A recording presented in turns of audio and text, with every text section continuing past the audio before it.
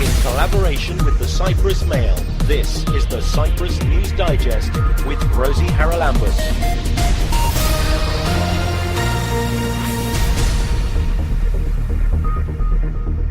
Coming up this week, the European Citizens Awards.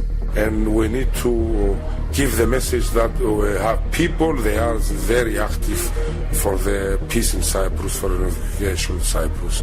1 billion rising across the globe to protest violence against women. 1 in 3 women will be a victim of violence in her lifetime. It's a horrific figure.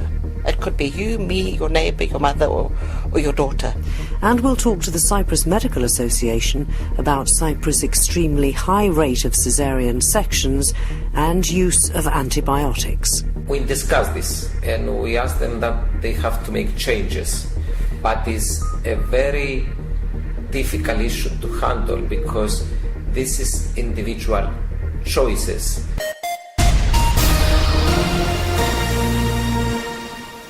Well, I'm at Europe House in central Nicosia because they've just presented this year's European Citizens Prize. Every country nominates citizens each year for this prize, and I've got with me on the programme today one of our MEPs who nominated the winners this year. He is Mr. Silikiotis, and will you tell us first why it was that you nominated these two people in particular? Yeah, I think the European Prize is for the people, special active citizens. They struggle for solidarity, for the human rights, for peace. And I think Sefkulu Ludak and Michalis Christofidis is one of two people. They are very active in the reapproachment movement, the struggle to have peace in Cyprus, to have reunification in Cyprus.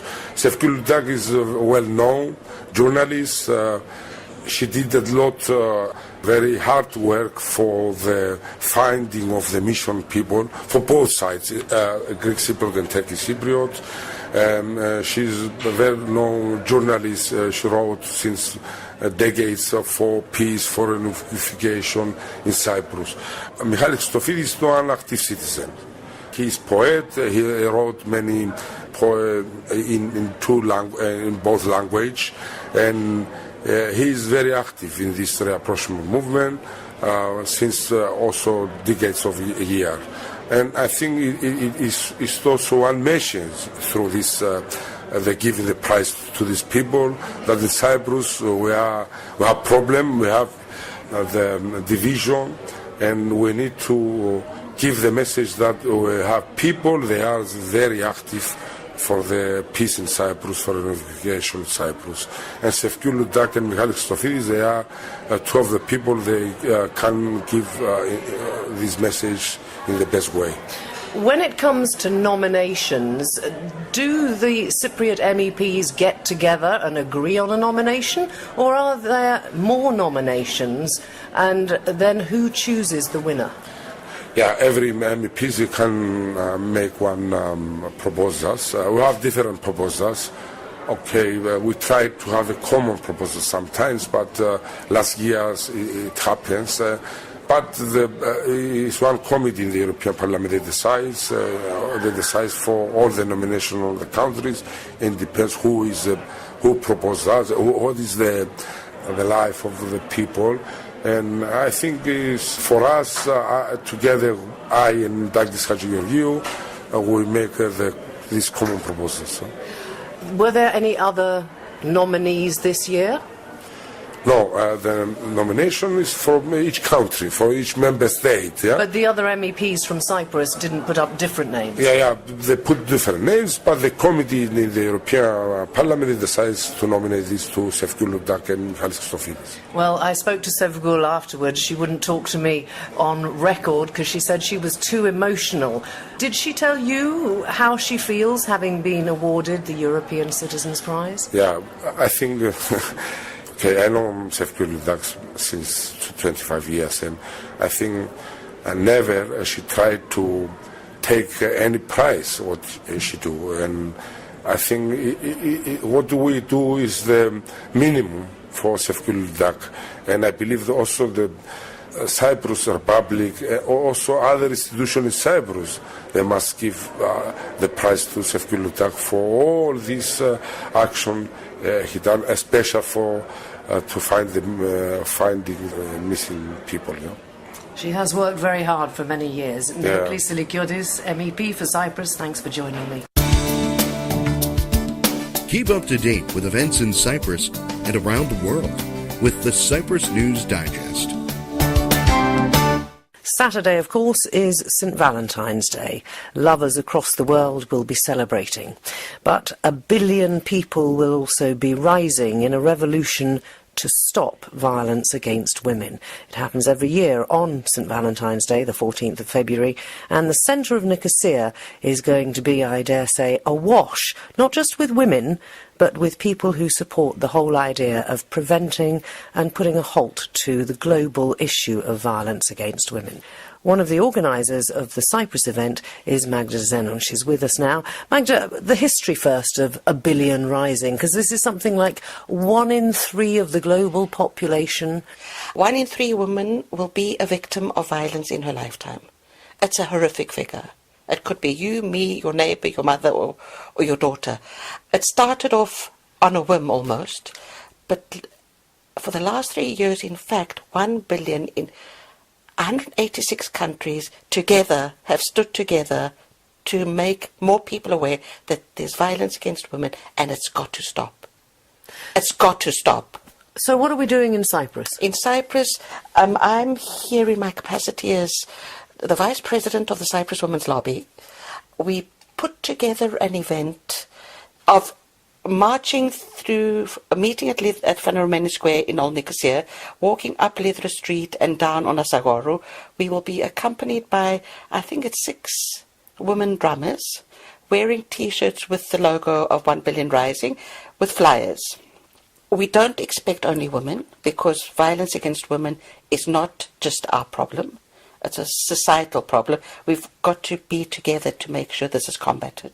Yeah, you've got to look at it in a family context too. It's the way people bring up their kids. Exactly. It's the way they instill certain values into their sons. Yes, because violent, and it's also, if my husband is violent against me, it's an image my children see. And so it's got to be a community effort, that it's everyone has to stand up against violence. It's not just us women doing it for us women. It's all of us doing it for every woman that has been a victim or is going to be a victim in the future. And I guess that really, if we look at the problems we have across the globe at the moment, Magda, it's fair to say that youngsters brought up in a violent domestic situation are also much more likely to take that violence outside the family. Absolutely, because they see it as a norm. You inherit, your children don't listen to what you say, they look at what you do. So they take that behaviour becomes a norm, and they take the anger goes outside. 1 in 3 is a victim of violence in all its forms, okay? There's psychological, sexual, emotional, physical. It's a big range, it's not just the physical violence. In Cyprus, unfortunately, we've seen an increase. We've seen an increase of violence in the reported incidents of violence. Okay, but does that mean that more people are ditching the taboos and coming forward and reporting it, or does it mean that there is actually an increase? I think that's very difficult to say exactly. What I do know is that SPAVO, which is the Association for the Combating and Preventing of Domestic Violence, that have a helpline that's 1445, I think. They have calls all the time. So it's an ongoing problem. So it's an ongoing problem. They have calls all the time, at all hours of the day. Real problems is not just problems, I've been sexually harassed. It's real problems of people in danger. I don't know if there's an increase as much as people are more aware that they do have someone they can turn to. This is not something they should be going through. And that's something, of course, that this event is going to highlight. Now, the media and the coverage you get is another way of getting it into people's homes, into their minds, into their whole ethos, if you like, yes, of the way they approach life. We haven't had a really good way in Cyprus of this sort of coverage in the media. There has tended to be in the past quite a lot of stereotyping. How are you going to combat that? Well, it's a case of addressing it when it does happen, because if we look at the 2 cases we had last year of husbands or ex-husbands that shot their wives, the first incident was actually reported merely as family violence. It was a domestic affair. The second incident was reported as that initially, and then it got turned to gender violence, because this was not a family affair. This was a man that shot a woman. This was a man who had a history that it had been proven in both cases. I think that there had been reports. People had noticed, it had gone to some quarters, and no one did anything about it because it was a family affair. But it was because of the outcry at the way the first case was reported that there was a change in the second case. Yes, and it's also a case of they're doing a lot of media literacy training on journalists themselves of how they present certain things, because if you present gender violence as a family affair, no one talks about it because it's just you and me. It doesn't involve the neighbours. It's not my business. It's just your business. In the way it's presented makes it also easier for the person who's suffering it to step out, but it also needs training with the police. And we are doing that now. We're trying to do that. I mean, we can't. We've got to give credit where credit is due. We can't expect overnight changes. You can't expect people suddenly to be.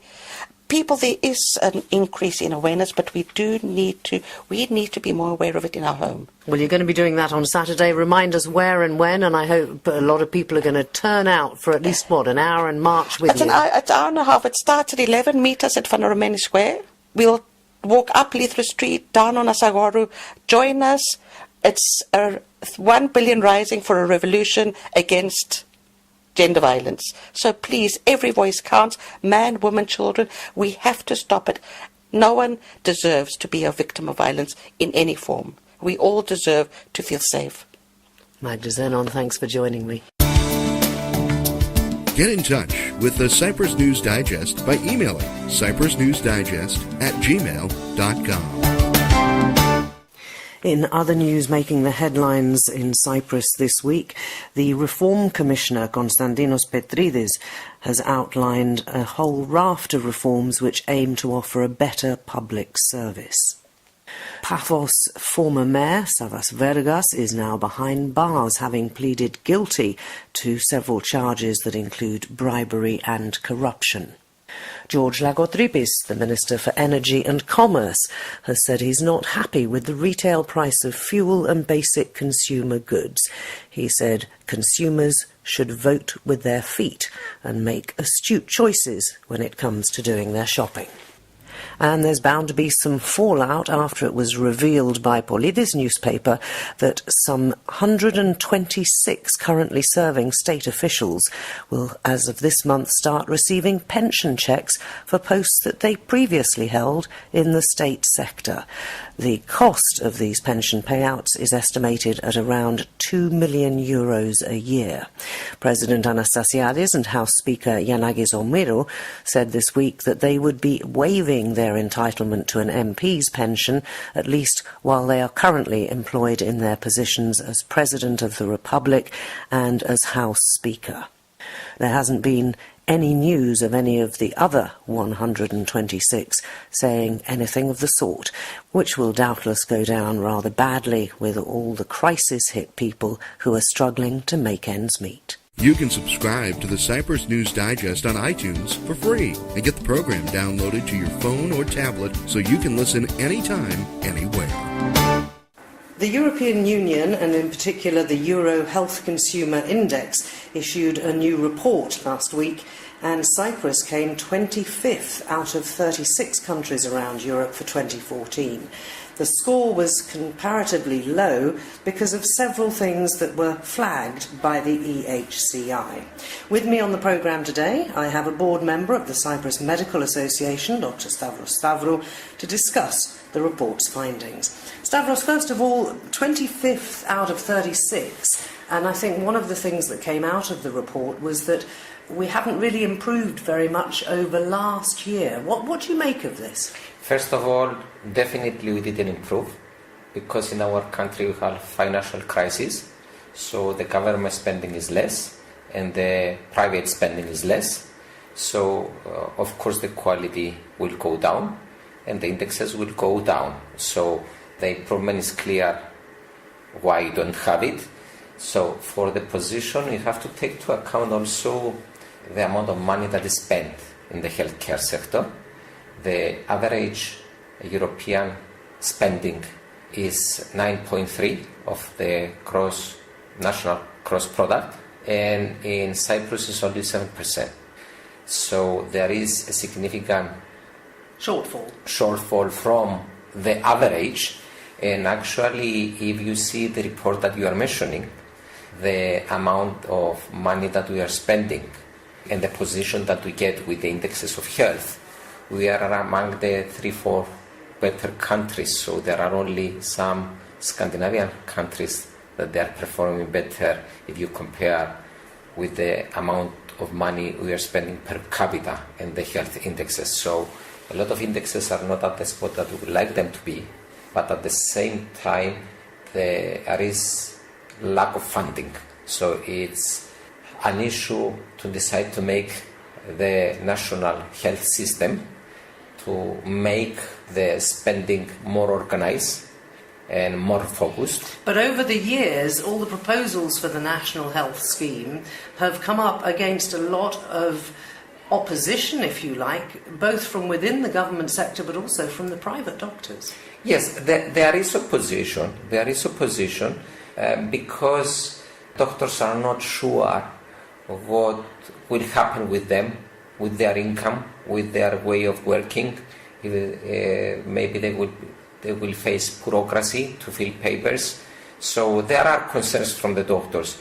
But the main issue why we don't have the healthcare system is a political issue, because the government has to decide to put taxation, and this taxation, to allocate this taxation to the national health scheme and provide better health through this system. So it's not because the doctors, some in the public doctors or some in the private doctors, that they are opposing the scheme, that we don't have a national health system. We don't have it because we didn't have the political will to have it. Well, I don't know. I spoke to the health minister not so very long ago, and he seems absolutely determined, but at every turn he comes against some form of opposition, doctors threatening to go on strike and so on. So it's a very difficult thing. But let's get away from the National Health Service, if we may, and talk about this report. Okay, we agree that the Ministry of Health wants to do the national health system, and of course, if you have 700 doctors and like 3,000 nurses that they are belonging to the public sector and they have this employment status, and this employment status will change, of course you expect that you will have opposition, and the important part in this issue is to make decisions so you can make the changes that are necessary for the public hospitals, and at the same time try to accommodate as much as of the demand that you have from these particular employees, because these are employees of the government. They have to find a solution how to handle them. So that's the key. But can we get back to this report? Of course. The two most worrying things that I came across, first of all, and it's something I've discussed before with medical practitioners here, this hugely high rate of Caesarean sections when it comes to childbirth. The report said that we were certainly top in Europe, and in fact probably top in the world, with Greece and Latin America. It put it down to poor antenatal care, and yet we have very good antenatal care here. So how do you explain 50% of births being Caesareans?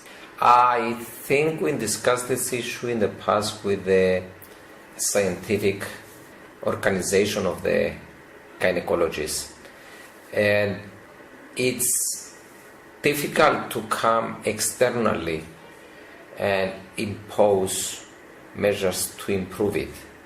But surely the Medical Association can call all its gynecological members together and say, guys, we have to change this. We discussed this, and we asked them that they have to make changes, but it's a very difficult issue to handle, because this is individual choices, But come on, Stavros, sorry, an individual choice can be, in a sense, influenced if people are aware of the implications of major surgery instead of natural childbirth. We agree on that.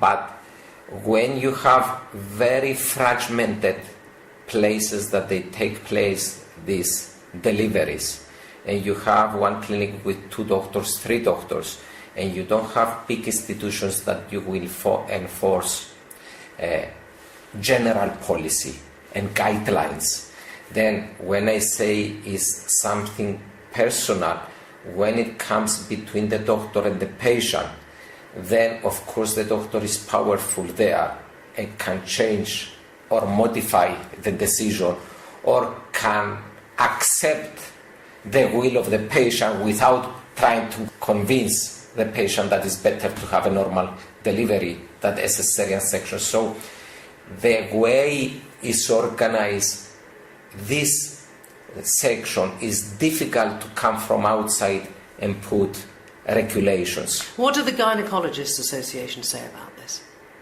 I think it's better if you speak with their president. Okay, it's better. But the last time we discussed this issue, the issue that they put is that there is pressure from the patients. So, and the small places that these things they take place, is difficult to come from above and put regulations. Yeah, well, I'm not suggesting doctors should persuade patients differently. It's down surely to proper information available to pregnant women when they fall pregnant to hear the options and the pros and the cons. Does that happen? Do we have antenatal clinics in the various gynecological clinics, or is it just, as far as I know, people go and have their checkups, and if they say I want a cesarean, the doctor will say okay? More or less it happens. I'm not there to know what exactly is happening, but I think that this is a very difficult issue. And from my experience from the States, if you don't have big places that you can put regulation, in the small fragmented places you can have these numbers. One way to go, they did it in diabetes in States.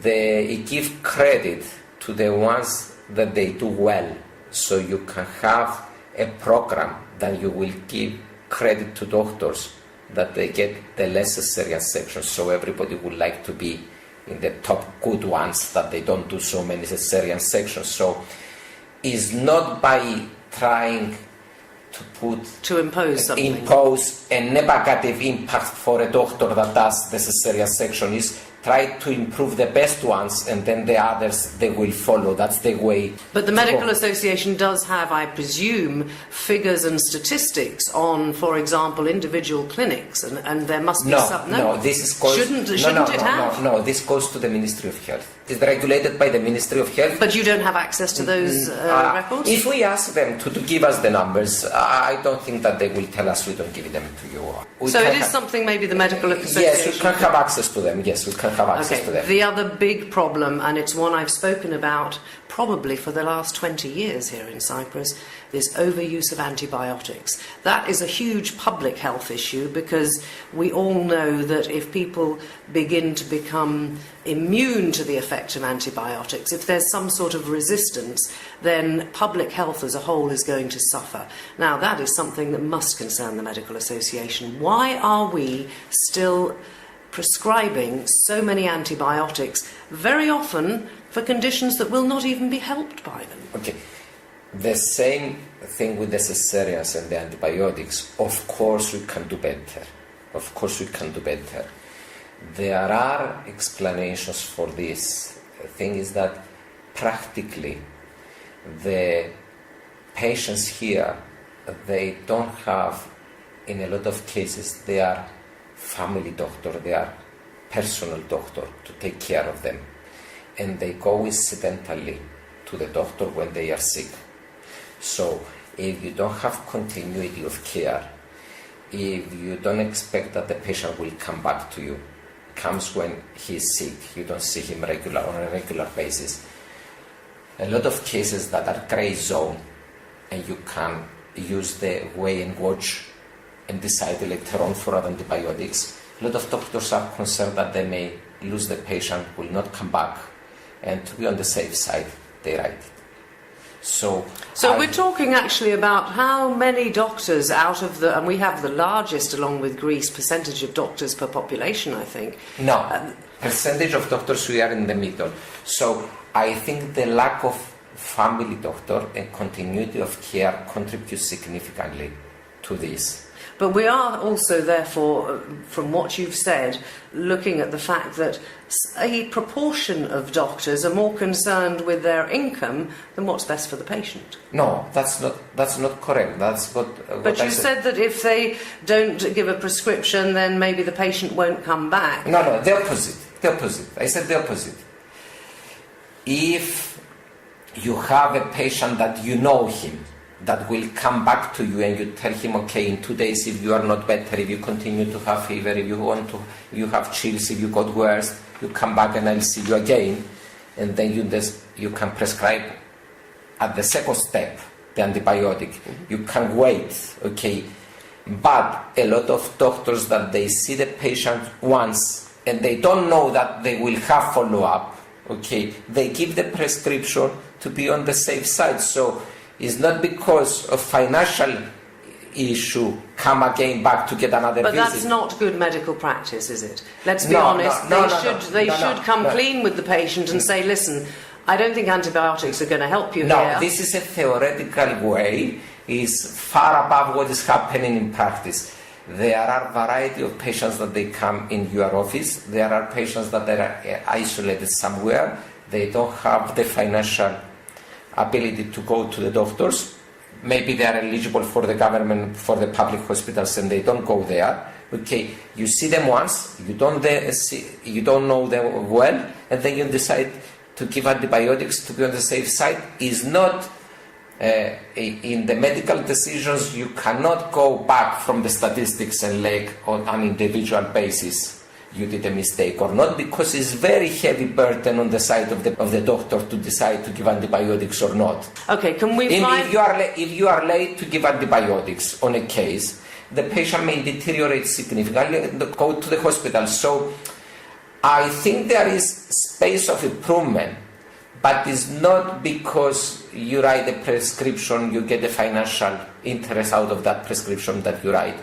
I think is because they don't have continuity of care. We need to structure, the reason we have this, we don't have good structure of the system and we don't have very good follow-up of the patients. What is the Cyprus Medical Association going to do about this report?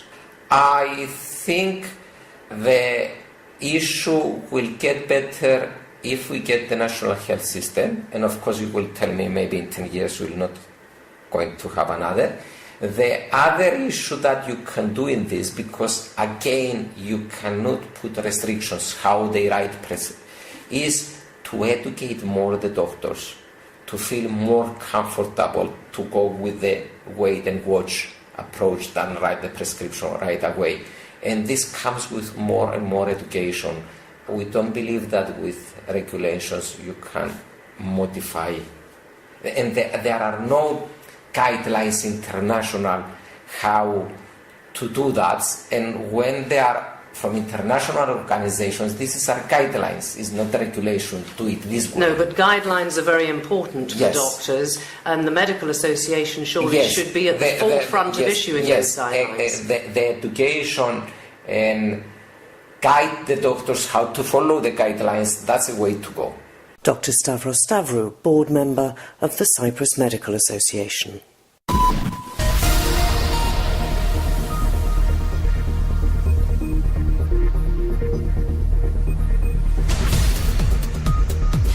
Well, that about wraps up this edition of the Cyprus News Digest. Many thanks for your company. Hope you'll join me next week. Till we meet again, take care and God bless. Bye-bye now.